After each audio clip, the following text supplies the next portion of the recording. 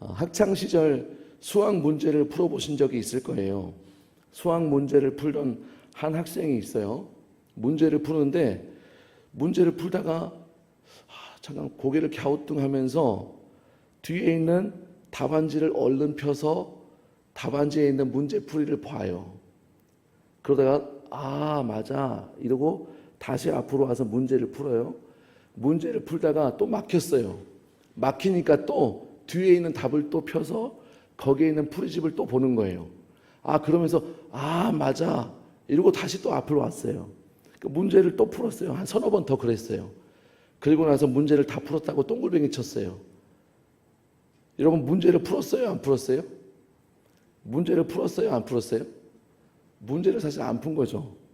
뒤에 있는 답을 보고 그 답에 있는 문제 풀이집을 보고 그 문제를 풀었다고 이야기하는 거예요. 자기는 문제를 풀었다고 생각했지만 막상 이제 시험 기간이 다가왔어요. 시험 기간이 다가와서 수학 문제 그렇게 열심히 시간을 투자해서 공부했던 시험 문제를 풀려고 딱 보았는데 분명히 어제 그 문제를 봤어요. 근데 이 시험 문제를 비슷한 유형의 시험 문제를 풀 수 있을까요? 없을까요? 이 사람은 못 푸는 거예요. 풀 수 있는 능력이 없어요. 분명히 답은 가지고 있는데 답안지는 가지고 있는데 풀 만한 능력이 없는 거예요. 공부한다고 시간을 투자해서 앉아 있었는데 그 시간이 헛된 시간이 되고 말았어요. 답은 가지고 있지만 답에 이르는 문제 풀이, 그 답에 이르는 과정이 없어요. 그러면 문제를 풀었다고 이야기하지 않아요. 문제 푸는 능력이 없으니까 그 문제를 풀 수 있다고 이야기하는 것도 말이 안 되는 거예요. 여러분 답은 가지고 있지만 그 답은 무용지물이 되는 거예요. 우리 모두도 지금 문제를 풀고 있어요. 우리 여기 앉아있는 모두도. 무슨 과목이냐고 하면 인생이라고 하는 과목이에요. 여러분 인생에 여러 가지 문제가 있잖아요. 그 문제를 지금 우리는 하루하루 그 문제를 또 풀어가고 있는 과정인지도 모르겠어요. 우리 인생이 마지막까지 우리의 인생 속에는 늘 문제가 있다는 것이죠. 여러분 인생을 풀어가시다 보니까 어떠셔요? 인생 문제가 쉬워요? 어려워요? 어렵습니까? 아마 여기에 앉아있는 분 중에는요 참 쉬워요. 인생 별거 아니에요. 이렇게 생각하는 분도 분명히 있을 거예요. 우리가 풀고 있는 이 문제의 뒤를 보니까 문제집 풀고 있던 학생처럼 이 문제집 뒤에 답안지가 있어요. 거기에 여러분 뭐라고 적혀 있는 줄 아세요? 그 답안지에? 그 답안지에는 한 사람의 이름이 기록되어져 있어요. 눈치채신 분들은 아실 거예요. 그분은 바로 우리 인생의 해답이 되시는 예수님이세요. 인생 문제의 해답은요 예수님이세요. 여러분 믿으십니까? 한번 고백해 보시겠어요? 이곳에 앉아있는 모두는요 같은 답을 가지고 있어요. 우리 인생의 해답이 누구시라고요? 예수님.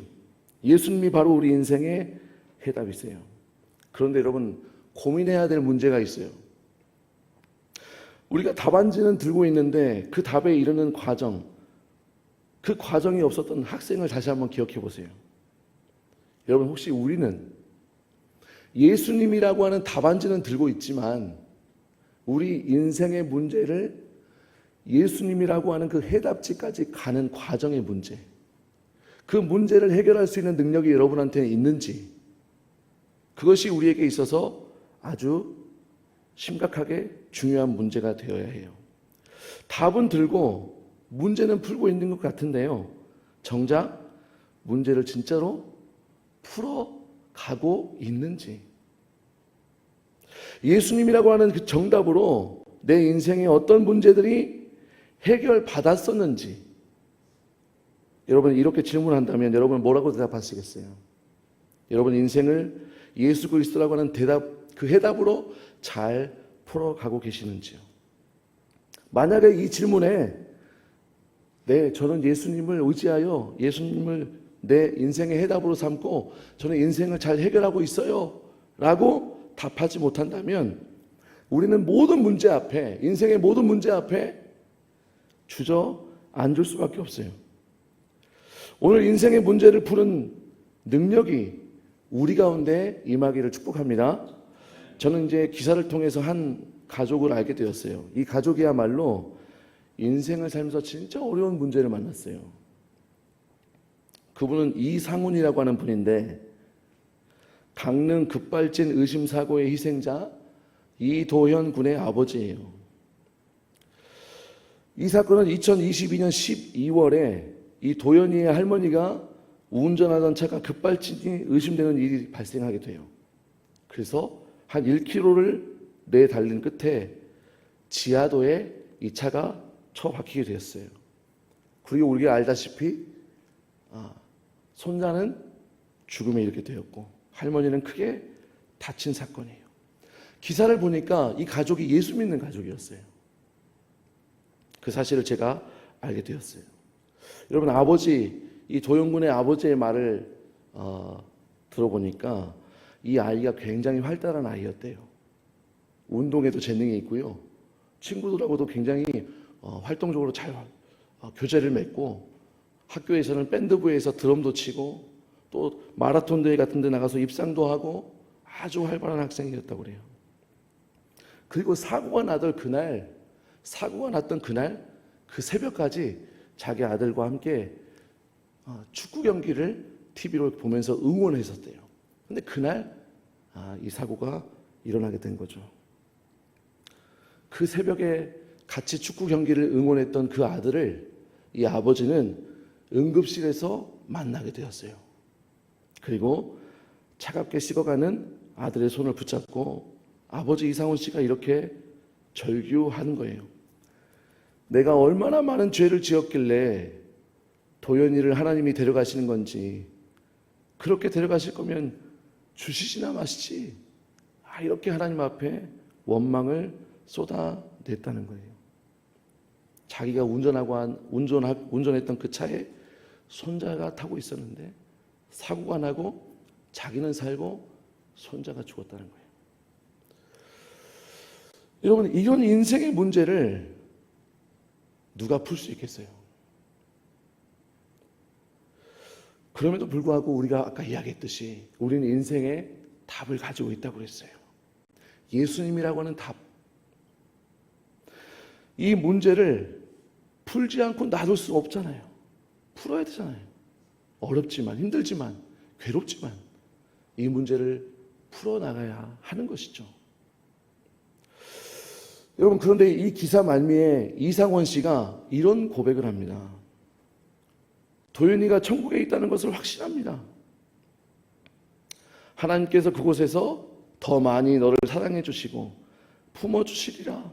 우리 도윤이를 더 많이 사랑해 주시고 품어주시리라 믿습니다. 그리고 도윤이를 향해서도 다시 만나면 사랑한다고 꼭 말해줄게, 이렇게 이야기를 하는 거예요. 여러분, 결과적으로 보니까 이 도연이의 아버지가 이 어려운 인생의 문제를 풀어내고 있어요. 그 인생의 정답이신 예수님을 향해 다가가고 있어요. 여러분, 그 힘이 어디서 나올까요? 그 어려운 문제 앞에, 그 고통 앞에 이 도연이 아버지가 어떻게 그 문제를 해결해 나갈까요? 여러분, 우리도 혹시 이 가족이 생각나실 때마다 기도해 주셨으면 좋겠어요. 우리가 알다시피 법적인 문제도 있고 또 우리나라에 또 이런 여러 가지 의심 사고에 대해서 법도 제정돼야 되고 여러 가지 미비한 부분들이 있잖아요. 생각날 때마다 여러분 기도해 주시면 좋을 것 같아요. 그러면 그 가족이 힘을 얻게 될 줄 믿습니다.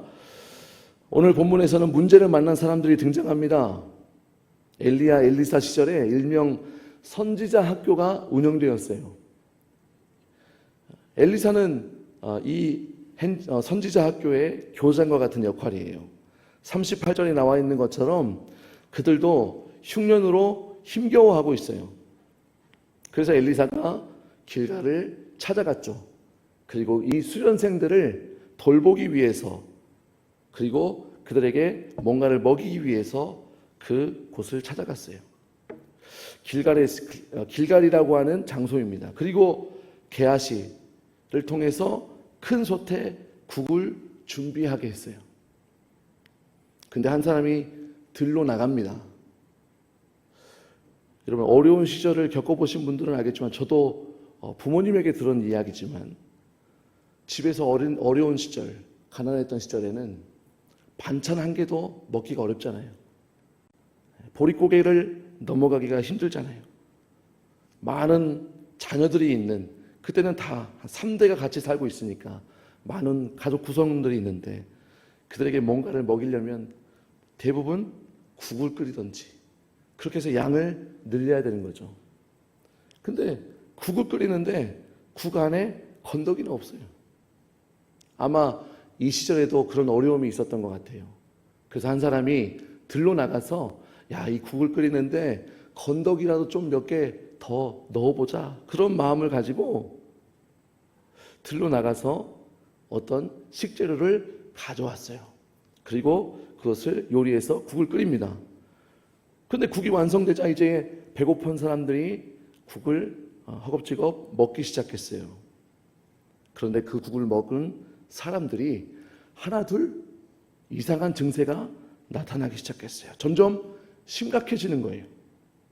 하나님의 사람은 오늘 본문에서는 엘리사를 바로 하나님의 사람이라고 그랬어요. 여러분, 이 시대에도 하나님의 사람이 존재합니다. 누굴까요, 여러분? 저와 여러분입니다. 저와 여러분이 바로 하나님의 사람이에요. 하나님의 사람은 어떤 사람인지 한번 말씀을 찾아보려고 하는데요. 먼저는 하나님이 선택한 사람이에요. 열왕기상을 읽어볼까요? 시작. 또 아벨 모올라 사밧의 아들 엘리사에게 기름을 부어 너를 대신하여 선지자가 되게 하라. 여러분, 엘리사는요, 하나님이 선택한 사람이었어요. 하나님의 사람은 누구냐? 하나님이 선택한 사람이 바로 하나님의 사람이에요. 두 번째는 하나님의 사람은요, 하나님의 말씀을 전하는 사람이에요. 다음 말씀을 읽어볼까요? 시작. 엘리사가 이르되 그에게 말하기를 왕이 반드시 나으리라 하라. 그러나 여호와께서 반드시 죽으리라고 내게 알게 하셨느니라 하고. 하나님의 사람은요, 하나님이 전해주시는 말씀을 전하는 사람이 바로 하나님의 사람이에요. 또 하나님의 사람이 어떤 사람이냐? 세 번째는요, 중요한 말씀, 하나님께 기도하는 사람이 바로 하나님의 사람이에요. 열왕기하 말씀을 읽어보겠습니다. 시작. 엘리사가 집에 들어가 보니 아이가 죽었는데 자기의 침상에 눕혔는지라. 들어가서는 문을 닫으니 두 사람뿐이라. 엘리사가 여호와께 기도하고. 다시 말씀드립니다. 여러분, 중요한 것은 뭐예요? 저와 여러분을 하나님의 사람으로 불렀다는 거예요. 하나님의 사람으로 저와 여러분을 불렀다는 사실을 꼭 기억하셔야 돼요. 이 땅에 하나님의 사람이요 하고 도움을 청하는 사람들이 여전히 있거든요. 우리를 도와주세요. 여러분, 그들에게 인생의 해답을 제시할 수 있는 하나님의 사람이 반드시 필요합니다. 그것을 위해서 저와 여러분을 불렀다는 것입니다. 이사야 말씀을 읽어보겠습니다.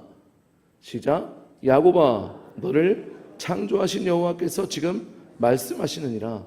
이스라엘아, 너를 지으신 이가 말씀하시느니라. 너는 두려워하지 말라. 내가 너를 구속하였고 내가 너를 지명하여 불렀나니 너는 내 것이라. 여러분, 여기에서 이야기하는 야곱은요, 여기에서 이야기하는 이스라엘은요, 저와 여러분을 뜻하는 거예요. 저와 여러분을 하나님께서 지명하였고 불렀다는 거예요.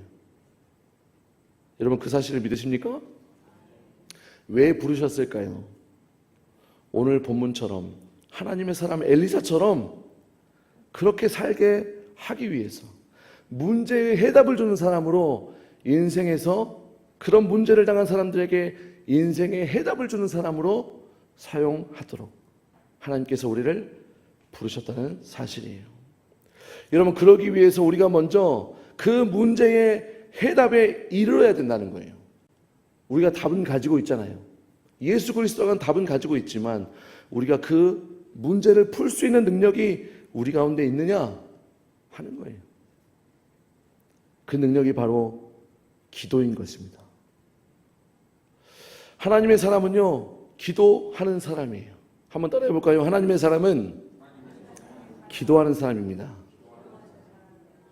기도로 인생의 문제가 해결되는지 한번 말씀을 통해서 살펴볼까요? 기도가 정말로 인생의 문제를 해결하는지. 첫 번째, 기도할 때요, 관계의 문제가 해결돼요. 같이 말씀을 읽겠습니다. 시작.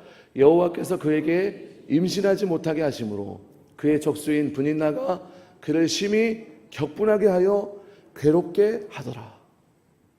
누구의 말씀, 누구를 가리키는 말씀인지 알겠죠? 이 말씀을 읽으니까 누군가 떠오르시죠? 한나가 떠오르시죠? 한나. 사무엘의 어머니 한나. 사무엘의 어머니 한나는요, 소시적에 참으로 불편한 한 사람이 있었어요. 자신은 임신하지 못해요. 여러분, 그것도 괴로운데 더 괴로운 것이 있어요. 남편이 작은 아내를 얻었어요. 그것도 괴로운데 이 브닛나가 아이를 낳았어요. 그것도 괴로운데 아이를 낳은 그가 아이를 못 낳았던 자기를 구박하고 괴롭히는 거예요. 여러분, 얼만큼 인생이 힘들었을까요? 고난에 겹쳐 있잖아요. 얼마나 힘들었겠어요. 그런데 여러분, 이 괴로웠던 한나가요, 브닛나를 향한 이 분노가 저기를 넘어서서 어떻게 보면 살인까지 느낄 정도의 어떤 이 엄청난 분노가 하나님 앞에서 기도할 때 사라졌다는 사실을 여러분, 우리는 기억해야 합니다. 사무엘상 1장 10절을 같이 읽겠습니다. 시작. 한나가 마음이 괴로워서 여호와께 기도하고 통곡하며, 한나가 그 괴로움을 이기지 못하고 찾아갔던 것이 바로 하나님의 전이었어요. 그리고 오늘 본문 10절 말씀, 이 10절 말씀, 하나님께 기도하고, 여러분, 그 이후에는요, 놀랍게도 브닛나라고 하는 이 이름이 그 이후에는 등장하지 않아요. 한 번도. 10절까지, 기도하기 전까지, 한나가 하나님의 전에서 기도하기 전까지는요, 브닛나라고 하는 이름이 4번이나 등장해요. 한나를 괴롭혔던 브닛나의 이름이 4번이나 등장했어요. 그런데 이 10절 말씀, 하나님 앞에 기도했다라고 하는 이 말씀 이후에는요, 브닛나라고 하는 이름이 등장하지 않아요. 이건 무슨 말이에요? 한나한테 아들 줬으니까 이제 뭐 그게 별로 괴로움이 아니겠죠? 아니에요. 기도를 한 순간부터, 기도를 시작하자마자 더 이상 브닛나는 한나에게 문제와 괴로움이 아니었다는 사실이에요. 여러분, 이 사실을 꼭 기억하시기 바랍니다. 기도한 순간, 하나님 앞에 내 모든 마음을 통하여 기도한 순간 하나님께서 그 모든 문제를 해결해 주셨다는 사실이에요. 여러분, 두 번째, 기도는 어떠한 능력이 있냐면 돈 문제를 해결해 주세요. 한번 따라해 볼까요? 기도할 때 돈 문제가 해결됩니다. 네, 아직 띄우지 마세요. 아직 띄울 때가 안 됐습니다. 여러분, 돈의 많고 적음이 문제가 되는 게 아니에요. 물론 심각하게 어려운 사람들도 있을 수 있습니다. 그런데 우리가 대부분 돈에 대해서 문제가 생겼다는 것은 우리의 욕망과 관련이 있는 경우가 많아요. 우리의 욕심과 관련이 있는 경우가 많아요. 대부분 그럴 때 돈에 문제가 생겨요. 돈으로 인해서 문제가 생겨요. 다시 말하면 돈을 대하는 우리의 태도가 문제라는 거예요. 여러분, 돈은 필요한 것입니다. 근데 문제는 뭐냐면 돈이 가져야 할 그 재화로서의 가치를 넘어서게 되면 문제가 되는 거예요. 따라서 돈을 대하는 우리의 태도에 대해서 우리는 기도해야 돼요. 어떻게 기도하면 좋을까? 성경이 돈 문제, 돈을 대하는 태도에 대해서 그 문제를 해결할 수 있는 기도를 우리에게 알려주셨어요. 같이 한번 읽어볼까요? 시작. 나를 가난하게도 마옵시고 부하게도 마옵시고 오직 필요한 양식으로 나를 먹이시옵소서. 혹 내가 배불러서 하나님을 모른다, 여호와가 누구냐 할까 하오며, 혹 내가 가난하여 도둑질하고 내 하나님의 이름을 욕되게 할까 두려워함이니라. 여러분, 이 말씀을 내 삶 속에 적용하면 돈이 문제가 될 게 없어요. 이해가 되시죠? 하나님은요, 하나님의 사람은요, 돈으로 자신의 가치가 정해지지 않아요. 돈의 많고 적음으로 자신의 가치가 정해지지 않는다고요. 하나님이 주신 물질을 우리는 아름답게 사용해야 되는 거예요. 주님의 영광을 위해서. 여러분, 아름답게 사용하시는 모두가 되기를 축복합니다. 세 번째, 여러분, 기도할 때 죄 문제가 해결됩니다. 한번 따라해 볼까요? 기도할 때에 죄 문제가 해결됩니다. 여러분, 누구나 지금보다 더 나은 삶으로 성장하고 또 발전하고 싶어 해요. 그런데 성장을 가로막는 것이 있어요. 뭐냐면 내가 가지고 있는 문제, 그 성장을 가로막고 있는데 문제가 있는데 그 문제가 무엇인지를 모른다는 거예요. 문제가 있음에도 불구하고 그 문제가 나의 성장을 가로막는 문제다라고 인식하지 못한다는 거예요. 여러분, 수학 문제를 풀던 학생이 답지를 자꾸 보면서 문제를 풀고 있다고 생각하는 것처럼 우리도 근본적으로 내가 이 문제를 제대로 풀고 있는지 없는지 알지 못하는 것이 사실은 문제라는 거예요.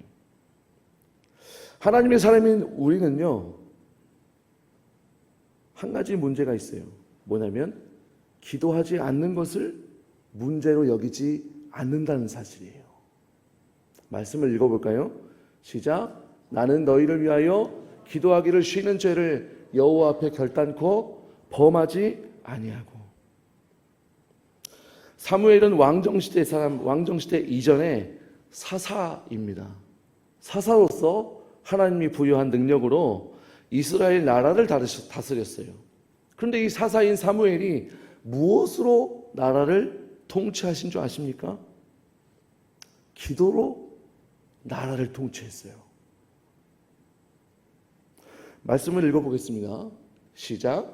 사무엘이 사는 날 동안에 이스라엘을 다스렸을 때 해마다 베델과 길갈과 미스바로 순회하여 그 모든 곳에서 이스라엘을 다스렸고, 라마로 돌아왔으니 이는 거기에 자기 집이 있음이니라. 거기서도 이스라엘을 다스렸으며 또 거기에 여호와를 위하여 제단을 쌓았더라. 사무엘이 무엇으로 이스라엘을 통치했냐면 기도로 통치했다는 거예요. 분명히 다스렸어요. 사사로서 다스렸어요. 나라를 다스렸다는 거예요. 그런데 사무엘은 가는 곳, 그가 머무는 곳에서 늘 하나님 앞에 제단을 쌓았어요. 기도하는 사람이었어요. 기도로 나라를 다스렸어요.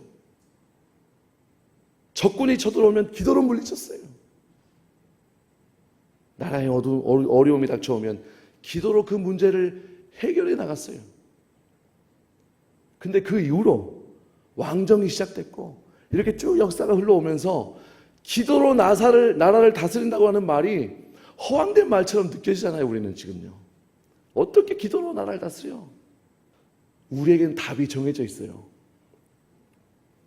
답정너 인생입니다. 우리는 답을 가지고 있어요.